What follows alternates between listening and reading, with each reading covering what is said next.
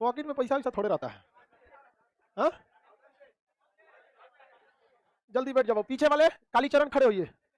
हाँ हाँ, आपको बोले मंगेला खाली कीजिए पूरा पीछे वाला बेंच। एक बेंच पूरा खाली कर दो। वो गर्ल्स का वहां तक सीट है, उठो तुम।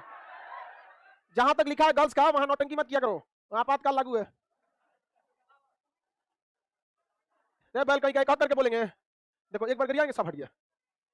प्यार से बोलने में समझ में नहीं आता हिंदी मीडियम वालों को। जब अपनी लोग पीछे वाले बेंच पे बैठिए और बीच में बेंच तोड़ दिया है सब।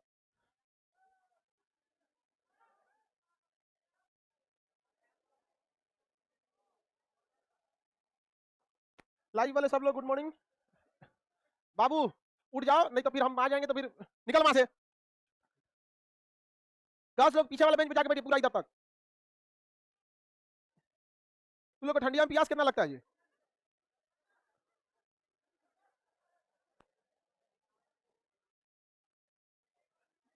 बैठो लोग अपनी बेंच, एक तो टूटा हुआ है उसको छोड़ के, चाहे उसमें एक हल्की लड़की बैठ जाएगी। देखो इधर से चल जाएगी कचरते हुए। 20 बार समझाएं लड़की सबको कि इधर से जाए। अच्छा उधर कोनो का सहेली बैठा लोगी तब एगो रख ले रहती है सीट एक दूसरे का। पीछे वाले गर्ल्स जहां तक लिखा है ना गर्ल्स सीट, वहां कोई लड़का कोई एक्सक्यूज नहीं देगा, वो खाली रहना चाहिए वहां पर। एकदम भयानक टाइप का उसमें ना कुछ व्यवस्था रखो, एक टाइप का कांटा आता है बिछाने वाला, तब तक बिछा दो जब तक लड़की ही नहीं है सब। तब उसको खाली रखा करो, एक्सक्यूज नहीं दिया करो लोग कोई भी। लड़की का बेंच एकदम खाली, लड़की सब एगो कुछ दे दो। नहीं मारती है सब, भाला वाला नहीं, एगो रस्सी ले लेना इसे, उसमें एगो ईंटा बांध लेना, इसे नचा देना पीछे, लेकिन इसे आगवा मार देगी सब। लेकिन कुछ मत करो तुम लोग, कुछ मत करो, चौपट कर देगी और। चलो गुड मॉर्निंग किया करो तुम लोग, ऐसा गुड मॉर्निंग करता है कंगना के भैया गुड मॉर्निंग ऐसा। चलो सबको गुड मॉर्निंग।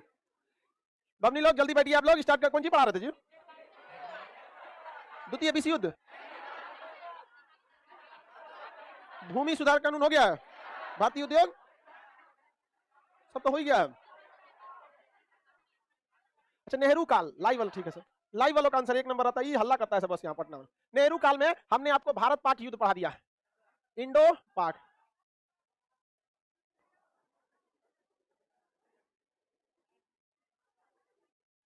उन्नीस सौ 47-48, एक साल तक पिटाया था साहब। ये पढ़ा दिए हैं, इसका पीडीएफ नहीं मिला होगा? कौन सी करेगा पीडीएफ सबका? सबका पीडीएफ जरूरी है, पीडीएफ इसका दे देंगे। ये सब चीज आप कोशिश कीजिए यहीं याद रह जाए, पीडीएफ के लिए रखेंगे तो याद थोड़े होगा। एकदम पढ़िए ध्यान से। सर वर्ल्ड वार कब पढ़ाइएगा यार? तुम लोग जो डाउट है वो पूछा करो ना, कब पढ़ाइएगा कौन चीज? कौन दिन, एक दिन सैटरडे को बुलाएंगे खत्म कर देंगे। सब झमेले खत्म हो जाएगा, कब पढ़ाइएगा टेंशन नहीं रहे। जल्दी बैठो, अपनी पीछे बेंच खाली नहीं दिख रहा है अपनी, उस पर ऑलरेडी 5 को बैठी है, देखो पीछे खाली है, नहीं घस सकती है लड़की सब। घसकी की तो अंदर अंदर सरापेगी उसको, लेट से आती है, कट ऑफ में फेल हो जो। इसलिए आप पीछे जाके एकदम अच्छा से बैठा कीजिए। हम लोग देखते हैं इंडो पाक युद्ध के बारे में पढ़ा दिए थे। 1947-48 देश जैसे आजाद हुआ, ये कबायली के भेष में भारत में घुस गए। हरि सिंह की बेवकूफी, शेख अब्दुल्ला की मतलब चलाकी या धुरतई कहिए जो भी, उसमें इन्होंने उस बहकामे में फंस गए। इनका अपना बुद्धि काम करना चाहिए था, इन्होंने स्वतंत्र रहने का प्रस्ताव रख दिया, जिस कारण वहां पर कबायलियों के भेष में, यानी वहां के कबायली वहां के जनजाति होते हैं लोग, भेड़ बकरी चलाते हैं, उसके भेष में पाकिस्तानी सैनिक घुस गए और भारत में जैसे आए इनको यहाँ से जन्नत भेज दिया गया। यहाँ पर भारतीय सेना क्या भेज दी? जन्नत भेज दी। किसी को दिक्कत? जहाँ उनको तो जन्नत चाहिए, बाकी अब ऊपर वाला है उनको डिसाइड करने के लिए। हमारे पे काहे भड़काता? तो यही नहीं वीडियो में बोल दिए थे कि आतंकवादियों को माफ करना या ना करना ये ऊपर वाले का काम है, लेकिन आतंकवादियों को ऊपर वाले तक पहुंचा देना ये इंडियन आर्मी का काम है। कुल भड़क गया था पाकिस्तान यहाँ से एकदम यहाँ पे। अब उनको लगता है कि हम मतलब उन लोगों के लिए, हम उनको भड़कने से हम सुधर जाएंगे, कभी नहीं बदल सकते यहाँ पे। वहां लड़की बैठी होगी बमनी, वहां पे किसी का सीट है क्या? वो गई होगी किसी काम से, जाइए पीछे लास्ट में आई। आपको नहीं समझ में आता है कि पहले आपके लिए खाली कौन रखेगा?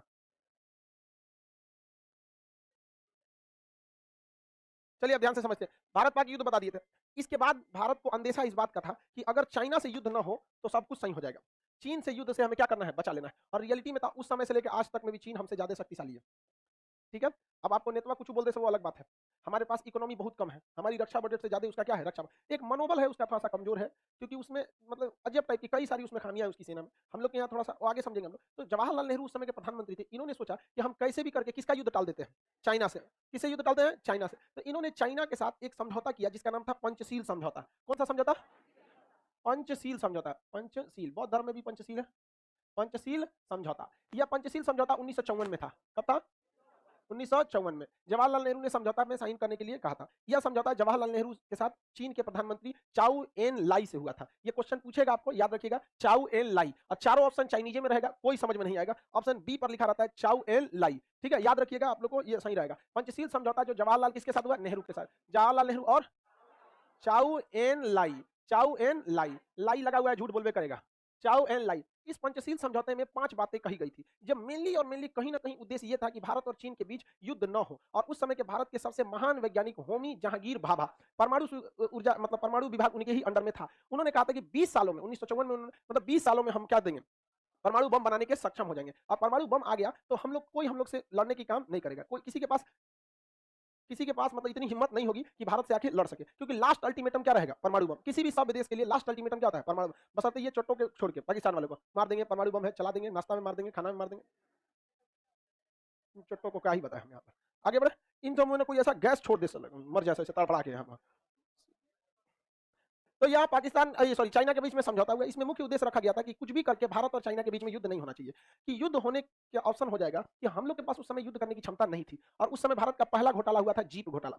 भारतीय सेना के पास बढ़िया जीप नहीं थी, अंग्रेज जो छोड़ के गए थे वही था। कैनवास के जूता हुआ करता था, जिसको आप लोग पीटी शूज पहन के जाते हैं पीटी करने के लिए। क्या वो उस पीटी शूज को पहन के आप ठंड में युद्ध कर सकते हैं? ठंडा हो जाता है, बाहर पानी लगा रहता है तो अंदर घुस जाता है पानी, ठंड में एकदम भयानक हो जाता है। कभी पीटी शूज देखेंगे, कैनवास के कपड़े का ऊपर आता है, तो वो कपड़े थे, और हम लोग को बर्फ में लड़ाई लड़ना था। हम लोग की स्थिति सही नहीं थी, रियलिटी भी थी, उस समय एक तरफा लड़ाई हो रहा था। हम लोग बॉर्डर पे सड़कें नहीं बनाए, जानते हैं क्यों? इसलिए सड़क नहीं बनाए क्योंकि अगर अच्छी सड़क हो जाएगी तो चाइना वाले क्या हो जाएंगे, बहुत अंदर तक भारत में क्या कर जाएंगे, प्रवेश कर जाएंगे। अगर सड़कें कैसी हो जाएंगी, अच्छी हो जाएंगी। तो ये सोच थी भारत की। सोचिए कितना उटपटांग सोच है कि अच्छी सड़क अगर बॉर्डर पे बना दिए तो चाइना वाले कहां तक घुस जाएंगे, भारत के अंदर तक प्रवेश कर जाएंगे। कब ये तो भारत हमेशा किससे युद्ध नहीं चाहता था? चीन से युद्ध नहीं चाहता था। क्यों? चीन से युद्ध हो जाएगा तो थोड़ा सा समस्या आ ही जाएगी। इसमें पंचशील में 5 बातें कही गई थी। कहा गया था कि एक दूसरे की अखंडता का ध्यान रखना है। किसका ध्यान रखना है? अखंडता का। एक दूसरे की अखंडता मतलब एक दूसरे को तोड़ने की कोशिश नहीं करनी है। अखंडता का क्या करना है? ध्यान रखना है। एक दूसरे में किसी भी तरह का तोड़, जैसे अगर चाइना कहता है कि कश्मीर को नहीं मानता है तो तोड़ने का ही ना प्रयास कर रहा है, तो अखंडता की बात को क्या करना है? स्वीकार करना है। एक दूसरे के आंतरिक मामले में हस्तक्षेप नहीं करना है। किसी एक दूसरे के आंतरिक जो मामले हैं उसमें हस्तक्षेप नहीं करना है। जैसे भारत का किसान मामला, किसान आंदोलन आंतरिक मामला, इसमें बाहर का आदमी काहे लिए हस्तक्षेप करेगा? कश्मीर मामला आंतरिक मामला, इसमें आप कौन होते हैं? हम लोग में नोटबंदी सही या गलत, ये आंतरिक मामला। नक्सलाइट आंतरिक मामला। हम अपने आंतरिक मामले में एक दूसरे का हस्तक्षेप नहीं करेंगे। और सबसे मुख्य बात जो रखा गया था, एक दूसरे पे कभी भी आक्रमण या युद्ध नहीं करना है, एक दूसरे से आक्रमण नहीं करेंगे। और भी क्या बातें थी? जो अंतरराष्ट्रीय मंच था, अंतरराष्ट्रीय मंच पर एक दूसरे का क्या करना है? साथ देना है। कभी हम फंसेंगे तो आप साथ दीजिएगा, आप फंसेंगे तो हम साथ देंगे, किसी को कोई दिक्कत नहीं है। Sir can you please provide the notes in English medium format upcoming batch? Thank you. I am unable to provide you all PDF in English because the majority of the students in my batch in Hindi mediums. Okay, sorry for this.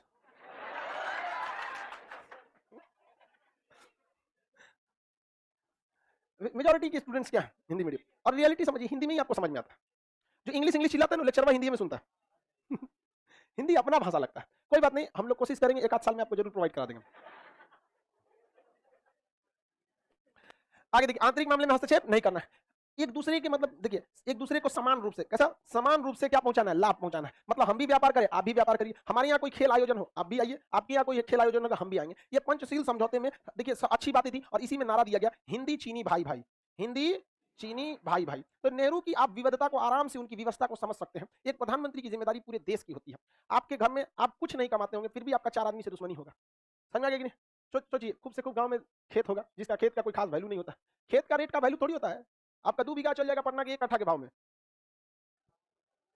नहीं चल जाएगा जी, आराम से चल जाएगा। यहाँ पे मतलब जमीन, गांव में जमीन की बहुत ज्यादा मतलब रेट नहीं होता। सड़क वड़क में तो थोड़ा बहुत मिल जाता है, अंदरवा 72 खेत उसमें चल गया तो कोई पूछबो नहीं करता। तो आपकी इतने कम होने पर आपकी दुश्मनी इतनी रहती। सोचिए जो बड़ा है या जो देश का प्रधानमंत्री, उसके ऊपर कितनी रिस्पॉन्सिबिलिटी होगी। तो उस समय में भारत के प्रधानमंत्री का मुख्य उद्देश्य क्या था कि कैसे भी करके चीन से विवाद को क्या करना है? टाल देना है। और ये समझौते का मुख्य उद्देश्य भी देख रहे होंगे कि घुमा फिरा के आपसी संबंध में रखा गया था। लेकिन नेहरू से एक गलती हो गया कि हरामी का बच्चा हरामी पैदा होगा, वो कभी सही नहीं हो सकता। ये सबसे बड़ा गलती। आपको भी हम कहते हैं, आपकी लाइफ में अगर कोई आपसे विचारों से वैर रखता है, विचारधारा गलत है, वो कभी आपका नहीं हो सकता। आप उसको कभी समझाने की कोशिश नहीं कीजिएगा, कभी भी नहीं कीजिएगा। वो कभी पलट के नहीं आएगा, बल्कि आपका समय बर्बाद हो जाएगा इस सब चक्कर में बर्बाद। समझा कि नहीं आ गया? ये आप हमेशा इस चीज को याद रखें। नेहरू ने यही गलती किया, उनको लगा चाइना साथ देगा। नेहरू की एक और गलती, यहां कहा कि एक दूसरे की अखंडता और आंतरिक मामले में हस्तक्षेप नहीं करिएगा। तो नेहरू ने तिब्बत का मामला, ये तिब्बत राज्य, इतना बड़ा राज्य था तिब्बत, ये इतना बड़ा राज्य कौन था? तिब्बत। तो नेहरू ने कह दिया कि तिब्बत चीन का क्या है? आंतरिक मामला। तो तिब्बत चीन का क्या हो गया? आंतरिक मामला हो गया। लेकिन नेहरू ने जब जम्मू कश्मीर की बात कहा तो चाइना ना नहीं कहा। चाइना कहा कि हम इस मामले पे अभी आंतरिक रूप से अध्ययन करेंगे और उसके बाद हम इस चीज को क्या करेंगे, स्वीकारेंगे। चाइना देखिए उस इंसान को आप कभी नहीं समझा सकते हैं जो समझना ही नहीं चाहता, ये एकदम रूल है। वो शुरू से ही वो ठगना चाहता था। और चाइना की एक नीति क्यों थी आपको बताते हैं, मलक्का डिलेमा की वजह से। ये मलक्का डिलेमा क्या है, चाइना को एक बात अच्छे से पता था कि आने वाले समय में हमको एशिया में पहुंच बनाना है और इस साइड चाइना के कोई भी देश बड़े नहीं है जिनसे कि व्यापार हो सके और चाइना के इधर से दुश्मनी ही रहता है। चाइना का जितना भी व्यापार होता है इस मलक्का से होता है और यहाँ अंडमान निकोबार है। तो उसको लगा था कि मलक्का पे डोमिनेट कौन कर देगा, भारत यहाँ पे 2 रडार लगाया, पूरा एरिया में कौन पनडुब्बी कौन गया सब पता चलता है। यहाँ भी एक रास्ता है सुंडा, बट सुंडा से कोई जाता नहीं है, वो ज्यादा गहरा भी नहीं है, बड़ी जहाजें यहाँ से जा ही नहीं पाएगी। और एक यहाँ पर है तो इतना दूर हो जाता है कि फिर कोई फायदा ही नहीं पड़ता, जाओ उधर से फिर आओगे तो इधर। तो इसको एक अल्टरनेट रूट चाहिए था और चाइना को नक्शा के हिसाब से देखेंगे तो इधर नहीं आ सकता था। तो उसने सोचा कि 1948 की लड़ाई में किसने कब्जा कर लिया, पाकिस्तान ने कब्जा कर लिया। पाकिस्तान ने क्या कर लिया, कब्जा कर लिया। उसने देखा कि हमें किसको कब्जा करना है, तिब्बत को। अब तिब्बत कब्जा करेंगे तो चाइना की पहले से प्लानिंग किस पे कब्जा करने की, तिब्बत। लेकिन भारत तिब्बत का साथ जरूर देगा। रीजन क्या है, क्योंकि दलाई लामा यहाँ तिब्बत में बौद्ध धर्म है, बाकी चाइना में कोई धर्म को लोग नहीं मानते। चाइना आपको ऐसे लग सकता है कि बौद्ध धर्म को मानता है, बल्कि वहाँ के लोग नास्तिक है, कोई धर्म वगैरह को फॉलो नहीं करते हैं। रूस में भी ज्यादातर लोग नास्तिक है, वो नहीं फॉलो करते हैं। तो चाइना का मेन उद्देश्य था कि तिब्बत पे कब्जा करना, लेकिन भारत को भी क्या करना है, शांत करना है। तो उसने देखा कि अगर हम तिब्बत को कब्जा करके भारत को ऐसे ही छोड़ देंगे तो भारत नौटंकी करने लगेगा, छोड़ो छोड़ो। तो उसने क्या किया, तिब्बत पे कब्जा करके उसने प्लान बनाया कि पहले तिब्बत पे कब्जा करेंगे, अब भारत जहाँ टाइम करेगा तो इसको कब्जा कर लेंगे यहाँ पर, तभी अपने लिए लड़ेगा, हमरा छोड़ो, तिब्बत भुला जाएगा यहाँ पर, समझेगा। हम किसी का 10 रुपया ले ले और सोचे हड़पना है, तो जैसे वो मिले तो कहीं हमारा 500 लौटाओ, पागल आदमी का। तो 500 मेरा, 500 तुम्हारा, 10 रुपए का बातें नहीं होगा। यही पॉलिसी किसने अपने, चाइना। और वो पाकिस्तान का साथ देने लगा यहाँ पर। इन चट्टों को तो नया बाप चाहिए, कभी भी बदल देते हैं इनको। अपनी विदेश नीति आज तक नहीं आई और बहुत शान से ये लोग कहते हैं कि चाइना हमारे साथ देगा। मेंटेलिटी आप किसी का नहीं बदल सकते, शान से कहते हैं। और हम लोग कहते हैं आत्मनिर्भर भारत, ये कहते चाइना हमारा साथ देगा। तुम 47 में हमसे एक दिन पहले तुम्हारा निर्माण हुआ था, आजाद तो हुए नहीं थे साले तुम लोग, आजाद थोड़ी हुआ था, पैदा हुआ था यहाँ पर। तो यहाँ से वो कनेक्टिविटी चाहता था। तो पंचशील समझौता में युद्ध तो कर नहीं सकता था, तो पंचशील समझौता में तो तिब्बत को मनवा लिया, जम्मू कश्मीर के मैटर पे क्या कर दिया, पेंडिंग डाल दिया। लेकिन नेहरू को भी ये गलती थी। लेकिन क्या कीजिएगा, आप भी इस चीज को देखिए, अभी 2021 में बैठकर आप 1954 की कल्पना करेंगे तो आप नहीं कर पाएंगे। आप खुद सोचिए, आप एक गांव के नॉर्मल आदमी हैं और आपको विधायक से बात करना है, आप अपनी बात मनवा लेंगे, मुखिया से तो मनवाइए नहीं पाएंगे, विधायक तो बहुत दूर का चीज हो जाता है। तो जब कोई देश कमजोर रहता है, जैसे मान के चलिए नेपाल है, भारत से अट जाएगा बात पे, डोमिनेट कर जाएगा। और हम लोग की यही मजबूरी थी, चाइना इसी मजबूरी का फायदा उठाया। नेहरू ने एक चीज और होशियारी दिखाई, कहा कि उन्होंने 20 साल के लिए हम इस समझौते को मानते हैं। नेहरू का कहना था 20 साल, क्योंकि इधर भारत की रक्षा विभाग ने भी कह दिया था कि 20 साल में परमाणु बम हम लोग बना लेंगे। ये नेहरू की गलती हो गई। चाइना ने कहा कि हम इसको अभी शुरुआत में 6-7 साल के लिए क्या करेंगे, मानेंगे। तो नेहरू ने कितना साल चाहते थे, 20 साल, लेकिन उसने इसको 20 साल के लिए माना नहीं। उसने कहा अभी हम 6 साल पहले क्या करेंगे, देखेंगे 6 साल, उसको बढ़ा के 8 साल करेंगे, उसके बाद हम इसको बढ़ा के कितना कर देंगे, 20।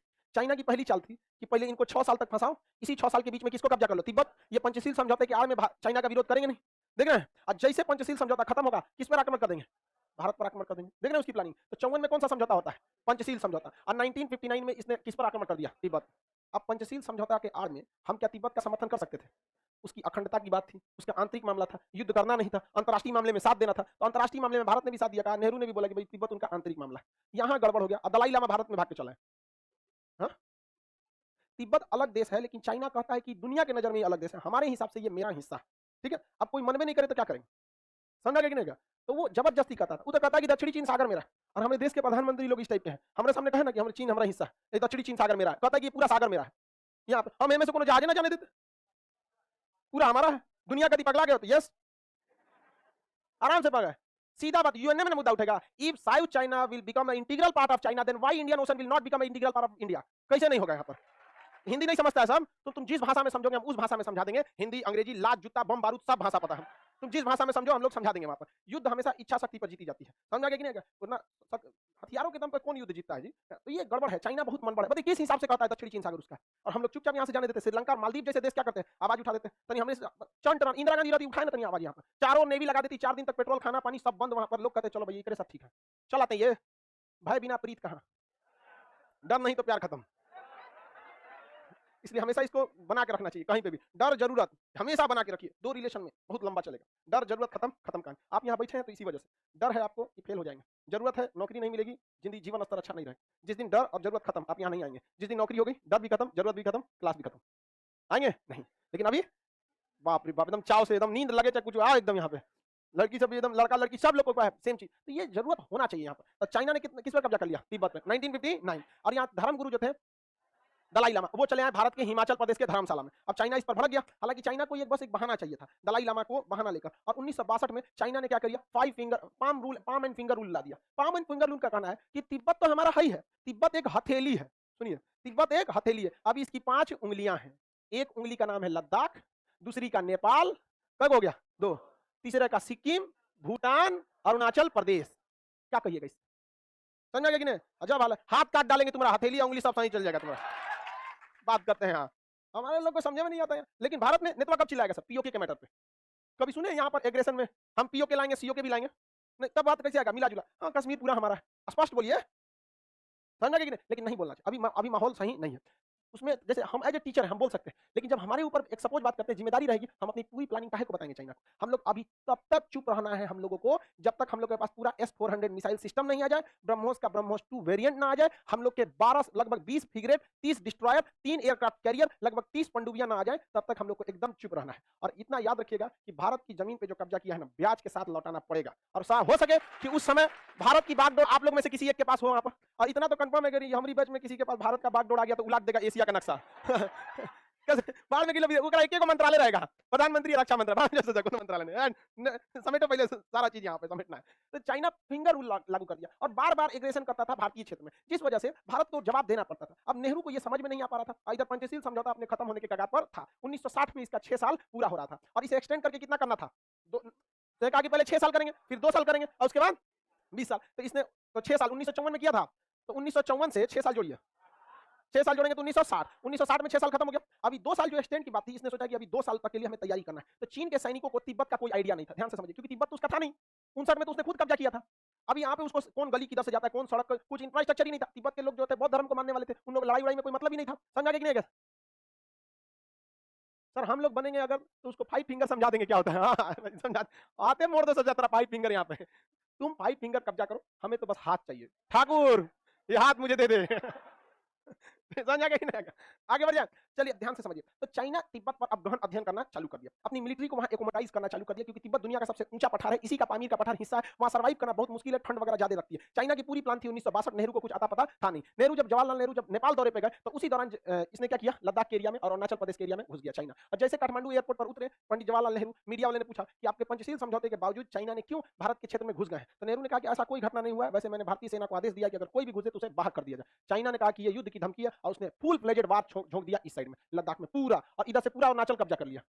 अरुणाचल से वो वापस लौटा है, यहां से नहीं लौटा है, पूरा कब्जा कर लिया इस साइड में। और पंचशील समझौता 1962 में खत्म हो चुका था, 6 साल प्लस 2 साल खत्म हो गया था। उसके बाद लोगों को समझ में आया हिंदी चीनी भाई भाई क्या होते हैं, कभी नहीं होते हैं। हम आपको क्या करते हैं? आपको क्या लगता है पाकिस्तान में सब हरामी होंगे? लेकिन इतने हरामी है कि पूरी पृथ्वी को बर्बाद करने के लिए उतने काफी हैं।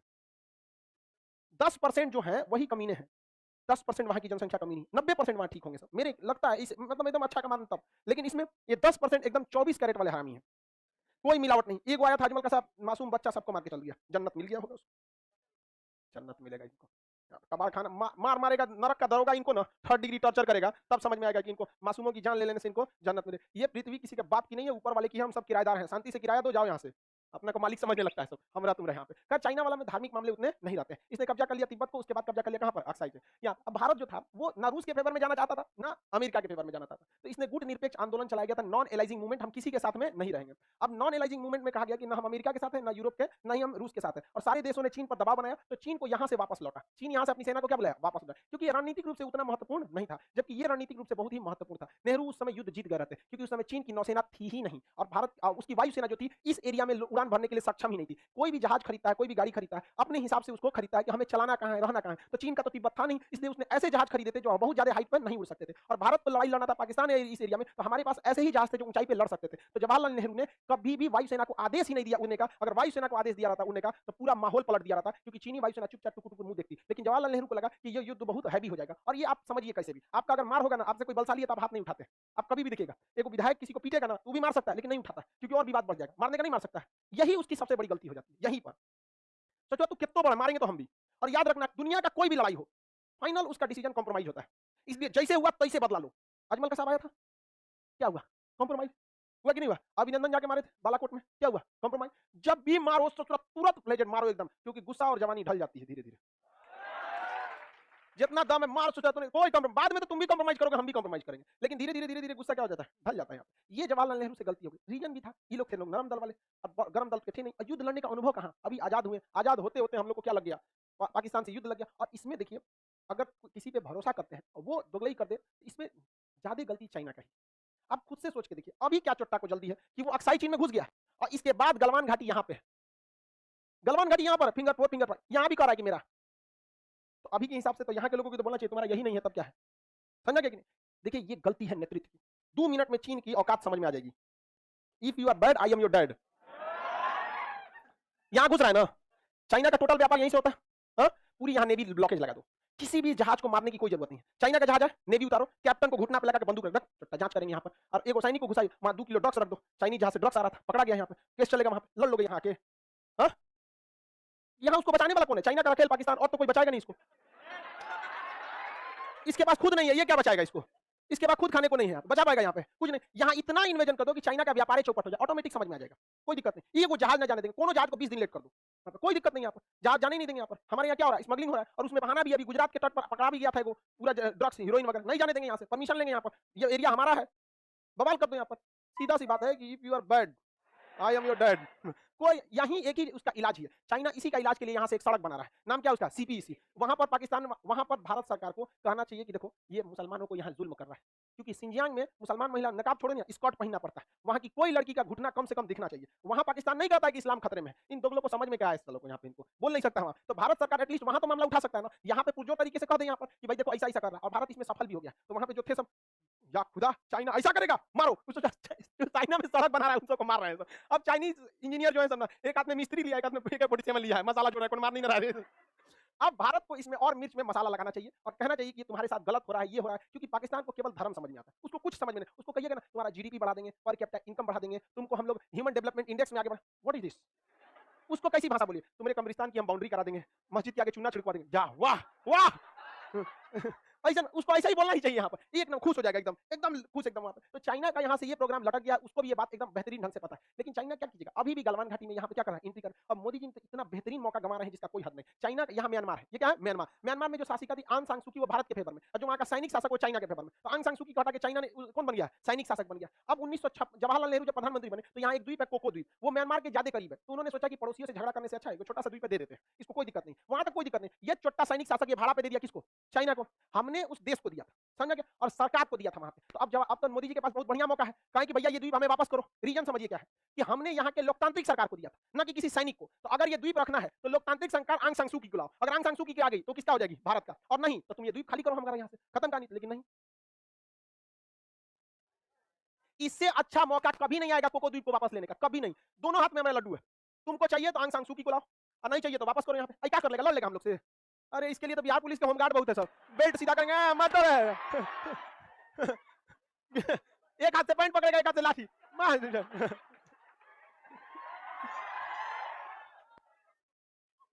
नहीं समझ आया, गजब बात कर। किसी कोई दिक्कत नहीं है वहां पे, बहुत ये गड़बड़ हो रहा है यहाँ पे। हमारे अगल बगल के पड़ोस, अभी सोचो पाकिस्तान हमारे एक सैनिक को गोली मार दिया, या सैनिक कर मछुआरा को गोली मार दिया, अजब हाल है, मछुआरा गोली मार दिया। INS विक्रांत कोने काम का, मिसाइल मारवा दीजिए, पानी वाली जहाज में डूब जाएगा, क्या होगा, क्या परमाणु बम मारेगा, UNO में केस करेगा, केस करेगा ना। समझौता कश्मीर का मुद्दा भी तो कैसे चल रहा है, देखो यूं लड़ेंगे। लेकिन उसके बाद क्या होगा, किसी सैनिक को गोली चलाने से पहले डर लगेगा, चलो हम मारेंगे, गोली मारेगा मिसाइल।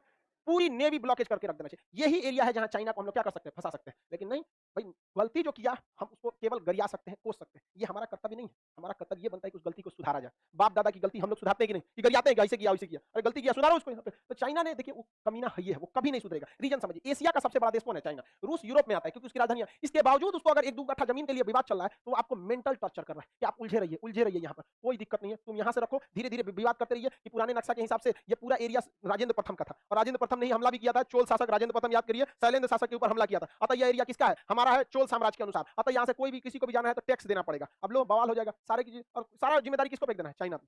सारा जिम्मेदारी उसको दिया तो हमको भी दी, नहीं तो कोई दिक्कत नहीं। तो 62 की लड़ाई समझ में आ गई कि नहीं, 62 की लड़ाई में हम बहुत बुरी तरह हारे थे, बहुत बुरी तरह।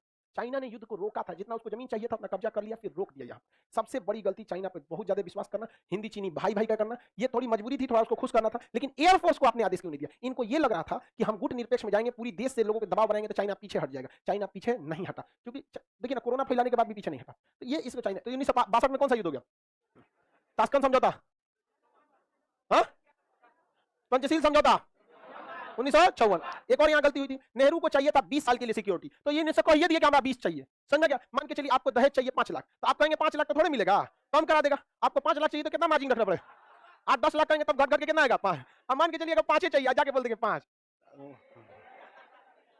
समझ गए? कितना मांगोगे लोग? 1 करोड़ कौन बोला? भगा देगा तुमको यहाँ। बगुला को 1 करोड़ तोरा बगुला की 1 कर देंगे। तोरा ब्याह हो जाए बहुत है।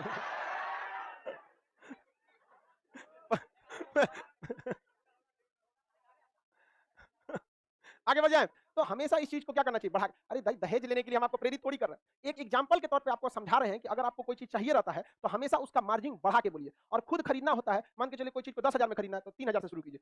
मेरी मम्मी तो 150 से शुरू करेंगी। मेरी मम्मी सब मैटर में बहुत खतरनाक, उनको कह देंगे चलिए मॉल में शॉपिंग करने, भाई गला काट लेता है वहां पे, लिख दिया उतना दे देंगे काम। आगे बढ़े तो ये भारत चीन युद्ध हो गया कब? 1962।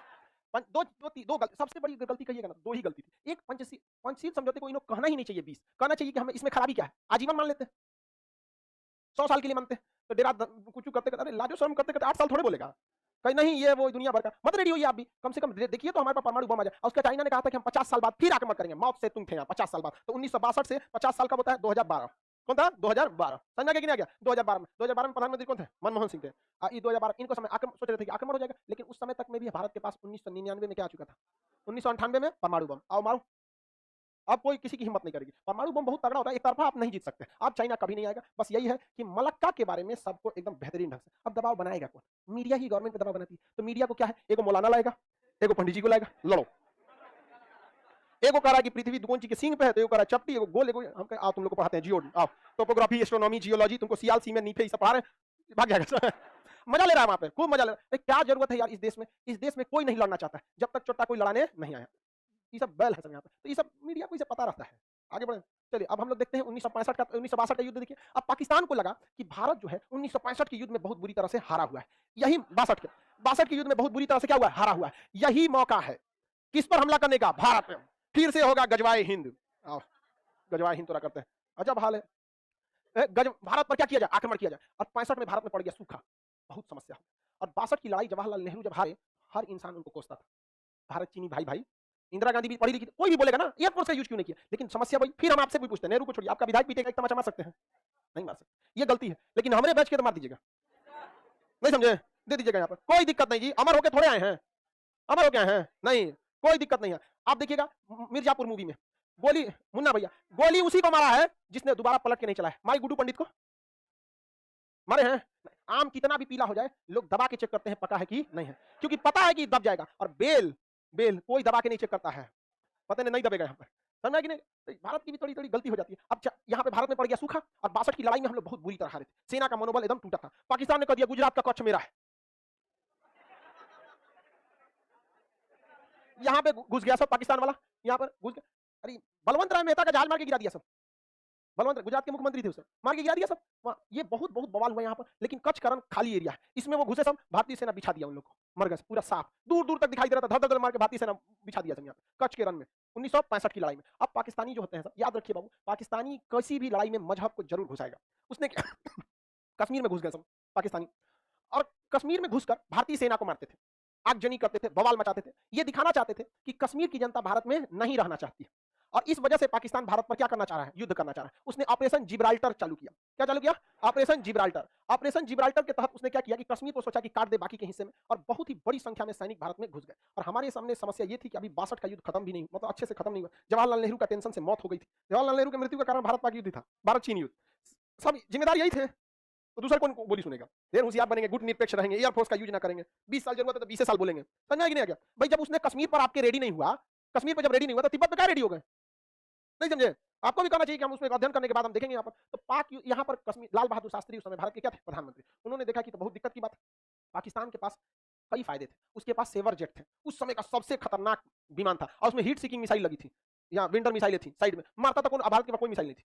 भारतीय जहाज में बंदूक लगा था, और उसके पास हीट सीकिंग विंडर मिसाइलें थी, मार देती थी जहाज की इंजन सुन के। अब हवा में तो कहीं गर्मी का सवाल पैदा नहीं होता है, अगर गर्मी है मतलब जहाज का इंजन है, और उसी को हीट सीकिंग मिसाइल थी, विंडर मिसाइलें मार देती थी। पाकिस्तान भारतीय जहाजों को मार के गिराने में सक्षम था। पाकिस्तान को अमेरिका ने पैटर्न टैंक दिया था, उस समय का सबसे खतरनाक टैंक। पूरी एशिया में कोई ऐसा हथियार ही नहीं था जो पैटर्न टैंक को मार के गिरा सकता था। पाकिस्तान का मनोबल 7वें आसमान पर, और भारत के सामने सब समस्या। 62 में बहुत बुरी तरह हारे थे।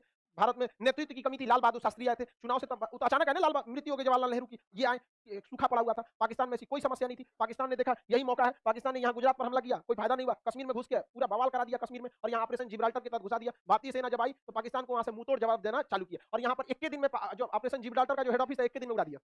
एक के दिन में उड़ा दिया यहाँ पे, हम ऑपरेशन जिब्राल्टर की इनकी हवा निकल गई, पाकिस्तानी सैनिक भागने लगे थे यहाँ से। तो यहाँ हमारी थल सेना ने बहुत ही बहादुरी का परिचय दिया, लेकिन यहाँ पर उसकी एयरफोर्स भारी पड़ गई। एयरफोर्स के जहाज जो थे उसके, उसमें ना मिसाइलें लगी थी, और मिसाइल खुद ढूंढ के मार देती है। अब बंदूक में क्या है, मशीन गन लगा, जहाज को टेढ़ा करना पड़ेगा, इसे करके मारना बहुत मुश्किल हो जाता है। और उसकी दुनिया की सबसे खतरनाक जहाज एस-4 नहीं था सर उस समय, तो अभी भी नहीं आया, रेडी नहीं हुआ, अभी आ रहा है। क्या बात करते हो, उस समय टेक्नोलॉजी भी नहीं थी, एस-4 तो दुनिया में कहीं नहीं था। तो उसके बाद वेंडर मिसाइलें थी, मार देती थी, धाए से कोई जहाज नहीं उड़ता था उसके आगे, डर के मारे। हमारे पास सबसे घटिया जहाज उस समय का नाट विमान था, नॉट विमान था, उसके पास सेवर जेट था, स्टार फाइटर, सेवर जेट, उस समय का सबसे उन्नत जहाज थे, और उसमें हीट सीकिंग मिसाइल, वेंडर मिसाइलें लगी थी। हमारी जहाज मार के गिरा दिया, उड़ने नहीं दिया। हाँ तो तब हो गया श्रीनगर एयरबेस पे आके बम मार के चल गए सब। तो अब क्या किया जाएगा, तो भारतीय सैनिक भी कहा जुगाड़ लगाया सब। इसने कहा एक काम करते हैं, पाकिस्तान के जो सेवर विमान है इनको हम लोग चकमा देते हैं। इन्होंने क्या किया, अपने नाट विमानों को बहुत ही हाइट पर उड़ाया, बहुत ही हाइट पर उड़ाया, किसको, नाट विमानों को, ताकि ये रडार के पकड़ में आ जाए। इन घोंचुओं को समझ में नहीं आया, नाट विमान किसके पकड़ में आ गया, रडार में, और इन लोगों ने उड़ा दिया किसके खिलाफ, नाट विमान के खिलाफ। अब नाट विमान कमजोर थे, ये स्टार विमान थे, इनका पीछा करने के लिए ये ऊपर गए। अब मशीन गन की लड़ाई में देखिए, हमारे पास मिसाइलें नहीं थी, हमारे पास क्या था, मशीन गन अगर लड़ाई में रहेगी तो उसी को फायदा होगा जो पीछे है या फिर ऊपर है, धाए धाए मार देगा। अब पता चला आप आगे है, पीछे पास वो है, तो घूमे के मारेंगे इसे, मार देगा पीछे से, और उसके पास तो मिसाइल है। तो भारत ने फंसाया, एयरफोर्स ने नाट विमानों को क्या किया, ऊपर भेजा, इनको था कि तुम भागा ना, रडार में ये पकड़ा गया, चल गए, और नीचे से भारत ने बाकी के 10 ठो नाट विमान को नीचे से उड़ा दिया। इसे ये रडार में आईबे नहीं किया, इन घोंचुओं को पता नहीं है, ये मारने गया सब उसको, ये मारने गया इसको, चल गया सब हाइट से, इधर से ले आइए, इधर से क्या हो गया सब भाग गया सब। इनको लगा कि भाग रहा है भारतीय, मारो गजवाए हिंद, अरे ससुरा गजवाए हिंद, तुम्हारा बाप आ रहा है। भारतीय सेना, वायुसेना के नाट विमानों ने उस समय के सेवर जेट विमानों को इस तरह से मारा कि पाकिस्तानी एयरफोर्स ने कहा कि सेवर जेट विमान अब उड़ान नहीं भरेंगे। लोग समझते नहीं, इसे कहते हैं खौफ क्या होता है यहाँ पर, और ये हमेशा से होता रहा है। अमेरिका में कमेटी बैठाई गई कि नाट विमान कैसे मार दिया रे उसको, स्टार विमान, नाट विमान, यही होते रहेगा। अब समस्या समझिए, उस चट्टों के पास बहुत दुविधा थी, अगर वो इसके खिलाफ उड़ान नहीं भरेगा तो ऑलरेडी ये हाइट पे है, मार देगा, और उड़ान भर रहा है तो ये घेर के मारेगा, जाओगे कहां से इतना, दोनों हाथ में आगे खाई पीछे कुआं, मरोगे यहाँ पे। एयरफोर्स उसकी चौपट हो गई, और इतना बेहतर, शुरुआत में हमारी एयरफोर्स चौपट हुई थी। इसलिए हमेशा याद रखिएगा, हथियार मायने नहीं रखता है, चला कौन रहा है ये मायने रखता है। आज भी सबसे विश्वसनीय जहाज, दुनिया में सबसे ज्यादा लड़ाई लड़ा है F-16 जहाज, ये अब बहुत मॉडर्न जहाज है, अमेरिका का ही दिया है। सेवर जेट भी किसका दिया था, अमेरिका का ही। और स्टार विमान भी किसने दिया था, अमेरिका ने। Heat seeking missile America, vendor missile America, दो दिया यहाँ पे। F-16 अभिनंदन लेके गए थे MiG-21, इसे उड़ता हुआ ताबूत कहते हैं, दुनिया का सबसे पुराना जहाज है, झड़ गया इसका पेंट भी, लेकिन इससे मार दिया किसको, F-16। अरे इसमें एक को इंजन है ना, इंजन में फेल हो गया था इनका, स्टाल पोजीशन कहते हैं, बहुत ज्यादा हाइट कर देते जहाज, स्टाल कंडीशन में चला, इंजन फेल हो जाता है, इसलिए इनके ऊपर मिसाइल हिट कर गई। अदरवाइज मिसाइल हिट नहीं करती, डबल इंजन रहता था। और दूसरा विमान भी है 1980 का, आपके पास 1980 का मोटरसाइकिल है, क्या हाल होगा। लेकिन हिम्मत देखिए उस आदमी का, लेके उड़ गया, और किसको मारने के लिए, मारियो दिया उसको, वो तो दूसरा कहा के ना मार दिया यहाँ पर। और दूसरी बात, वो पाकिस्तान की टेरिटरी में थे, हिम्मत देखिए, उनके पास इतना उन्नत जहाज होने के बावजूद यहाँ नहीं आए, दौड़ा दिए वहां पर। अरे वो तो गलती हो गया ना, सुखोइया पीछे था, सुखोई 30 MKI थोड़ा सा पीछे था, नहीं तो उनका लाहौर में घुस के उनको तबाही मचा गया था। तो 65 के युद्ध में एयरफोर्स ने क्या कर दिया, धावा बोल दिया, और भारतीय सैनिक तो मनोबल आगे था ही। अरे भाई, एयरफोर्स के चक्कर में भारतीय सैनिक आगे नहीं बढ़ रहे थे। जब एयरफोर्स ने भारतीय सेना को कहा कि आप टेंशन मत लो, उनकी एक जहाज नहीं उड़ेगी, तो भारतीय सेना अगले दिन लाहौर पहुंच गई। लाहौर पहुंच गई थी, और लाहौर के स्कूल पर पाकिस्तान का झंडा हटा के और वहां तिरंगा झंडा लहरा दिया गया था। ये हकीकत है। तब पाकिस्तानियों ने अपना टैंक निकाला, भयानक सा टैंक, भारतीयों को धोने के लिए, और दुनिया का सबसे खतरनाक पैटर्न टैंक था, जिस पे बम मारा जाता था तो झाड़ देता था इसे, बम मार। अमेरिका का पैटर्न टैंक था। कोई बात नहीं, अमेरिका तुम्हारी वेंडर मिसाइलों का टेस्ट हो चुका है। तुम्हारे सेवर विमानों का सेट हो चुका है, अब बारी थी तुम्हारी किसकी, पैटर्न टैंक। और वो राजस्थान से लेके घुस गए सब पैटर्न टैंक को, और पैटर्न टैंक को जब राजस्थान से लेके घुसे, हमारे पास कोई हथियार नहीं था। यहाँ खड़े थे वीर अब्दुल हमीद, वीर अब्दुल हमीद 62 की लड़ाई लड़े थे, उसमें भारतीय सेना को देखे थे, कहते कि एकरे बदला निकालेंगे, पहले तू आया ही पिटाएगा, और जो 62 का बदला तोरे से निकालेंगे। वीर अब्दुल हमीद के सामने जब टैंक आया, पैटर्न टैंक को उधिया दिया यहाँ पर, और उनके सेना में यह अफवाह फैल गया कि भारत के पास ऐसी भी मिसाइलें हैं जो पैटर्न टैंक को मार सकती है। और पैटर्न टैंक इतना खतरनाक था कि उसके जो कमांडर थे उनको पूर्ण विश्वास था कि दुनिया में कोई भी पैटर्न टैंक को मार नहीं सकता, सबसे आगे अपने पैटर्न टैंक लेके चल रहे थे। मारा वीर अब्दुल हमीद, पहले उन्हें उड़ा दिया। सेनापति ये मर गए वहां पर। सेनापति मरने के बावजूद उस सेनापति ब्रिगेडियर की पत्नी हाथ में सफेद झंडा लेके जब भारत में आई थी ना, मेरे पति का लाश दे दीजिए, उनका जनाजा पढ़ना है, तो भारतीय सैनिकों ने पहले उसको चाय पिलाया था बैठाकर। और यही हिंदुस्तान में है जहां विदेशियों के आक्रमण से हमारी छतरानियों को जौहर करना पड़ा था। ये फर्क होता है एक इंसान और एक जानवर में। हम दुश्मनी में भी इंसानियत रखते हैं, पहले चाय पिलाए थे बैठ के, और उनकी लाश ना दिए थे, कहते इनका हम लोगों ने इज्जत से दफना दिया यहाँ पर, और वापस उनको भेज दिया गया था। भाई उन्हें कहा गया था कि मरे हुए बहुत टाइम हो गया, लाश को मत छोड़ेंगे तो जानवर खा लेंगे। हम लोगों ने जनाजा पढ़ा के उनकी लाश को दफना दिया गया। आप जा सकती हैं, हम आपको फिलहाल चाय के सिवा और कुछ नहीं दे सकते हैं। वापस वो चली गई थी। ये हम में और आप में भी होना चाहिए। दुश्मनी में हमें अपनी संस्कृति को धूमिल नहीं करना है। ये गौरव से हमेशा ये याद रखेंगे। हम तो ये भी चाहते तो गोली मार देते उसको, लेकिन इतिहास में कभी नहीं मिट सकते थे कि भारतीय सेना ने एक विधवा के ऊपर हाथ उठाया। कभी नहीं हो सकता। तो इस बात में हमें गर्व होना चाहिए और हमें इस संस्कृति को हमेशा से बचा के रखें। उसके बाद अगले दिन से तो वीर अब्दुल हमीद के जो गोले बरसने लगे थे, तो वहां पे आरसीएल गन था, वो मतलब बहुत नॉर्मल बंदूक था, टैंक को नहीं मार सकता था, लेकिन हर टैंक का कुछ कमजोर हिस्सा होता था, वहां वो हमला करते थे। लेकिन किस्मत कुछ और मंजूर था, भारतीय सेना का टैंक और वीर अब्दुल हमीद की आरसीएल जीप और पैटर्न टैंक आमने सामने हो गए, दोनों ने एक साथ गोला मार दिया। यहाँ वीर अब्दुल हमीद के चिथड़े उड़ गए, उनकी बॉडी भी अच्छे से नहीं मिली थी, कुछ टुकड़े बचे थे, वहीं उन्हें शहीद में दफना दिया गया। यहाँ धामुपुर गांव है, गाजीपुर डिस्ट्रिक्ट उत्तर प्रदेश में, वहां पर उनके आज भी वीर अब्दुल हमीद की याद में स्मारक बनाया गया है। इसके बाद भारतीय सेना का खून खोला, भारतीय सेना ने यहाँ नहर खोल दिया, नहर का पानी इतना बढ़ गया कि इतना इतना पानी लग गया वहां पर, वहां का टैंक जाम में फंस गया यहाँ पर और उसके बाद हाल ये हुआ कि भारत ने 100 टैंक को मारकर गिरा दिया। इतिहास में पूरी एकमात्र भारत पाकिस्तान का सीमा है जहां आदमी का नहीं टैंकों का कब्र बना हुआ है। टैंक अभी भी है, टैंक का कब्र बना हुआ है, वहां स्पष्ट टैंक के लिखा हुआ है, पाकिस्तानी टैंक नंबर प्लेट के साथ आगे ले जाओ। यहाँ पर इतना ढूंढ के रख दिया था यहाँ पर। तो अब इसके बाद बच गई नेवी, तो नेवी के पास एक ऐसी जहाज थी, पानी वाली जहाज, जो बहुत सटीक मिसाइल मारती थी, लेकिन उसका ज्यादा रेंज नहीं था, जिसे कॉर्बेट कहते हैं, ज्यादा रेंज नहीं था। अब उसको कराची बंदरगाह तक ले कैसे जाए? तो भारत वालों को जुगाड़ का कमी है, यहाँ गाड़ी का इंजन फेल होता है, बांध के ले जाता है। तो भारतीय नौसेना ने उस मिसाइल मारने वाले जहाज को बांध के ले गए थे सब, कहां पर? कराची बंदरगाह पर।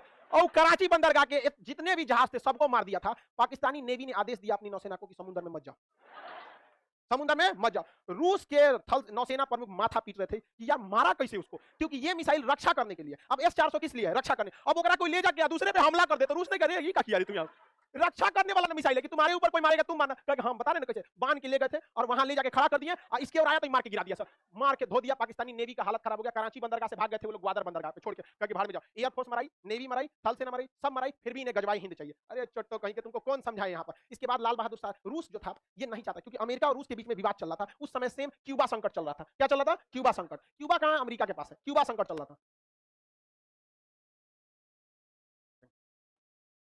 नीचे भीड़ लग गया है बैच का, लगने तो यहाँ पे मार चल रहा है, यहाँ खत्म कैसे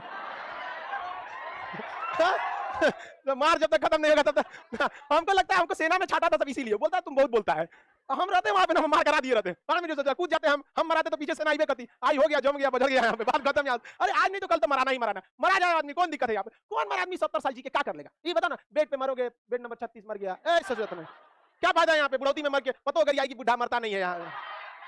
बेहतरीन है ना यहाँ पे, वो जवानी जवानी नहीं जिसकी कोई कहानी ना हो मार तो चीन चाहता नहीं था। सुनिए ध्यान से, यहाँ पर था क्यूबा संकट। यहाँ क्या था? क्यूबा। रूस ससुरा यहाँ आके परमाणु बम लगा दिया था, किसको मारने के लिए? अमेरिका को। और अमेरिका तुर्की में आके परमाणु बम लगा दिया, किसको मारने के लिए? रूस। अल्लाह, तृतीय विश्व युद्ध की तैयारी चल रही थी। अब रूस चाहता था कि दूसरे जगह पे युद्ध ना हो। पाकिस्तान किसका साथ दे रहा था? अमेरिका किसका साथ? पाकिस्तान। रूस किसका साथ दे रहा? भारत। तो इन दोनों के बीच में ताशकंद में समझौता बुलाया गया, भारत लाहौर तक कब्जा कर लिया था। ताशकंद समझौता में रूस ने भारत का साथ नहीं दिया, वो केवल कॉम्प्रोमाइज कराना चाहता था। और लाल बहादुर शास्त्री पर सारे लोगों पर दबाव बनाया गया, इतना दबाव बनाया गया, कई बार ऐसे भी हो गया आपको बैठा के बीच पूरा गांव दबाव बनाया, मजबूरी में साइन करना पड़ेगा। ताशकंद समझौता साइन किया गया और कहा गया कि जो जहां पे कब्जा किया है वापस लौटे। तो पाकिस्तान से कब्जा कौन सी हुआ था?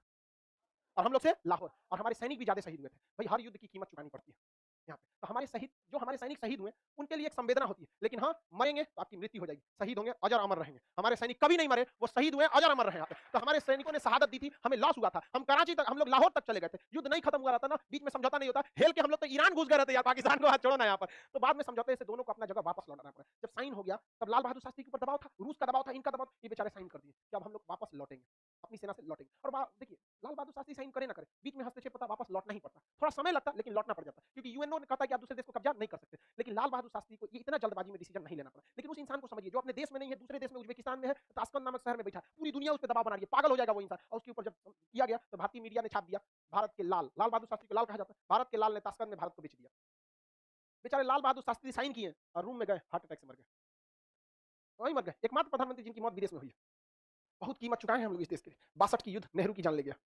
65 का युद्ध, लाल 11 जनवरी 1966 को ताशकंद समझौता हुआ, हमारे लाल बहादुर शास्त्री की मृत्यु हो गई। वही व्यक्ति था कहने वाला जय जवान जय किसान। उनके कहने पर किसानों ने बमबारी के बीच भी हल नहीं रोका था। कश्मीर में खेती चालू थी, पंजाब में किसान खेती में लगा था, क्योंकि लाल बहादुर शास्त्री वो व्यक्ति था जिसने कहा था जय जवान जय किसान। किसानों ने कहा था कि अगर सैनिक बंदूक चला सकते हैं तो हम हल चलाएंगे, अगर हमारा हल रोकना है तो बंदूक रुकवाइए, ना हल रुकेगा ना बंदूक रुकेगी। हार तो होना फिक्स है, पाकिस्तान हार भी गया था। लेकिन यहाँ पर रूस हम लोग को अपना मित्र माना नहीं था। लेकिन 1966 के बाद रूस को लगने लगा कि नहीं, भारत किसका साथ देगा? रूस का। उसके बाद रूस हमारे फेवर में आया और 1971 में रूस ने माफी मांगा था, कहा था कि जो 65 में गलती हुई थी उसका सूद समेत 71 में लौटा देंगे। और 71 में जब अमेरिका अपना परमाणु बम लेके आया तो रूस पहले खड़ा हो गया, मार हमको यहाँ पे। तो कई अंतरराष्ट्रीय संबंध बनते बिगड़ते रहते हैं। ये छोटा मोटा सब्जेक्ट नहीं होता अंतरराष्ट्रीय रिलेशन, इसमें हर तरह की आपको नॉलेज होना चाहिए। अब समय का अभाव है, नेक्स्ट बैच वाले तैयारी में हो गए, समझ